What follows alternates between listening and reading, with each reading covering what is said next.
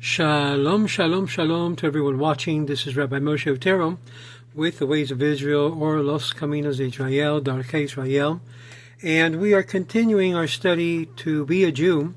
And fascinating, we are in the chapter 15, where we're looking at the post-biblical holidays, in particular the Jewish community. And we saw already Hanukkah, which is what we're celebrating right now during this week of Hanukkah. And being that we are there's a lot of similarities between Hanukkah and Purim, we are going to be touching the holiday of Purim. Purim is a one-day celebration observed on the 14th day of Adar, 1 month before Passover, and it commemorates the saving of the Jewish community living under the Persian rule from Haman's evil design to exterminate them. Interesting enough, that part of the world still have the spirit of Haman empowered by its religious leaders today. And we're talking about the current leader of Iran. So it's not by coincidence. Although there is some uncertainty about the date and the events described in the book of Esther, which took place about 450 before the Common Era, the name Purim derives from the word pur, or lottery, the method used by Haman to select the date on which he intended to release his hordes for general massacre of the Jewish people.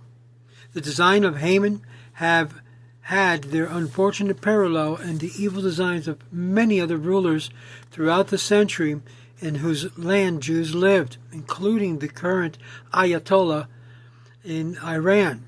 The same spirit has imbibed the whole entire Iranian Empire, as it were.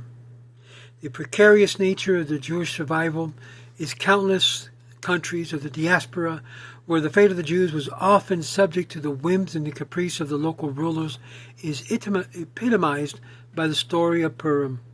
The sudden turn of events in the story of Purim, which turns the table on the oppressors and enabled the Jewish community to defend itself against the assault, which provided a spark of hope and encouragement to oppressed and victimized Jewish communities throughout the centuries. The most prominent ritual feature in the observance of the holiday is to attend the synagogue on Purim Eve to listen to the reading of the scroll of Esther, and more popularly called the Megillah. The Megillah is also read at Shacharit, the morning service, the following morning of Purim Day. Both men and women are required to listen to the reading of the Megillah. Children should also be trained to attend the service to fulfill this particular duty, although the very small children who are likely to disturb the congregation should be brought to the synagogue, or should not be brought to the synagogue, because of the ruckus noise that sometimes they make. The religious observances related to Purim are based on the following quotation in the book of Esther. And Mordecai wrote these things and sent letters to all the Jews to enjoin them that they should keep the 14th day of the month of Adar, that they should make them days of feasting and gladness, and of sending portions one to another and gifts to the poor. And the Jews took upon themselves to do, and upon their descendants, and upon all such as joined themselves unto them, in other words, all the converts. And they would keep these 2 days according to the writing thereof, and according to the appointed times every year. You'll find this in the book of Esther, chapter 9, verse 20 through 23, and verse 27. Now, you ask the question, well, why is it called a post-biblical holiday when we have it in the book of Esther? Isn't that a biblical book? Yes, but that book was, by and large, doesn't even mention the name of God. And there was a question whether even to add this to the Tanakh itself, because it was mainly of rabbinical level. And yet we see that even this was also added into the canon of the Jewish scriptures. The tendency to bring a very small child to the Purim Megillah reading, is otherwise never taken to the synagogue, is misguided. It's the customary to make noise-making upon the hearing of the name of Haman. And this is why it's experienced that the child, after hearing have been done many regular worship service where the child has been trained to have reverence and respect for the synagogue and have quietly and with decorum, it marks a pleasant, distinct aspect when the children begin to also go ooh and boom. But when the child is only brought to the synagogue on Purim and perhaps on Simchat Torah, the experience can only give him a distorted impression of the synagogue as being more of a circus or a fun place than a holy place of worship. And this is why sometimes it's necessary to have the children out during that period of time. But what do? We basically allow them to have costumes, to be able to enjoy the day, a day of merriment. And it's a second requirement of Purim observance to eat and drink and be merry, be happy. It's a festive family dinner and should be held on Purim. This is called the Sudah of Purim, or Sudah Megillah. And it's fulfillment of the directive in the book of Esther that these be days of feasting, Yamei Mishteh. And the third and fourth observance are the requirements that each person send portions to a friend. The portions referred to consist of a gift of food or drink. The minimum should be at least 2 items baked or cooked food and fruit or candy or drink. And although the minimum obligation is fulfilled by sending such a gift to only one person, it is customary to send out portions, plural, to several friends. These sending out of portions is called in Hebrew shalach manos or mishaloach manos. It's customary for the children to serve as messenger in delivering the portions.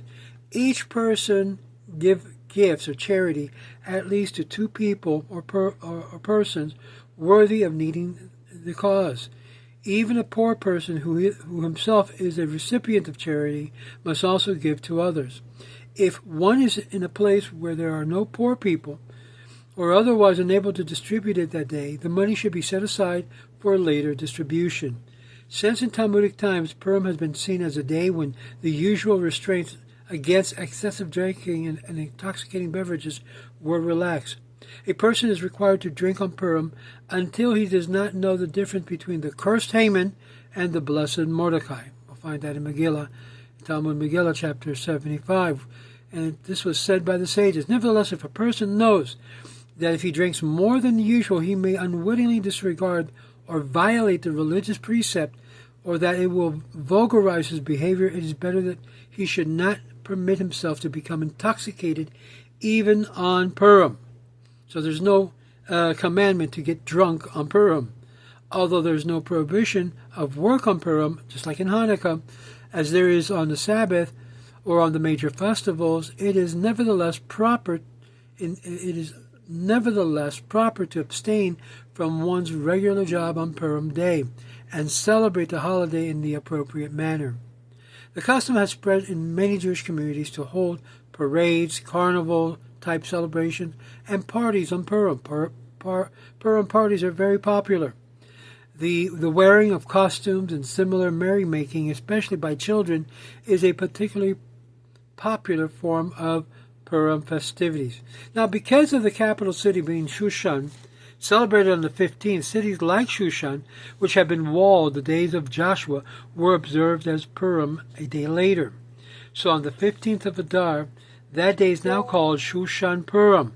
And in Jerusalem, Purim is observed on the 15th of the month instead of on the 14th.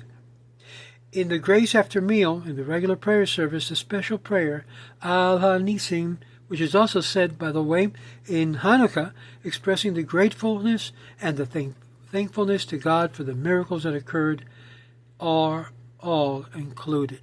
And this is a short review on the holiday of Purim. There's a lot of deep teachings in the book of Esther that we can see and study on a later time, where it's fascinating to see the very hand of Hashem involved in the community when even Hashem's name is not even mentioned or referred to. It's hidden. And this is what the book of Esther really speaks about. It speaks about how God intervened in the affairs of human beings in order to save his people. Now we're going to pause here, and our next review will be of Tisha B'Av, one of the most saddest and most tragic day in the Jewish calendar. So stay with us, and remember, be part of the Ways of Israel and share to let other people know what Purim is all about. Shalom, shalom.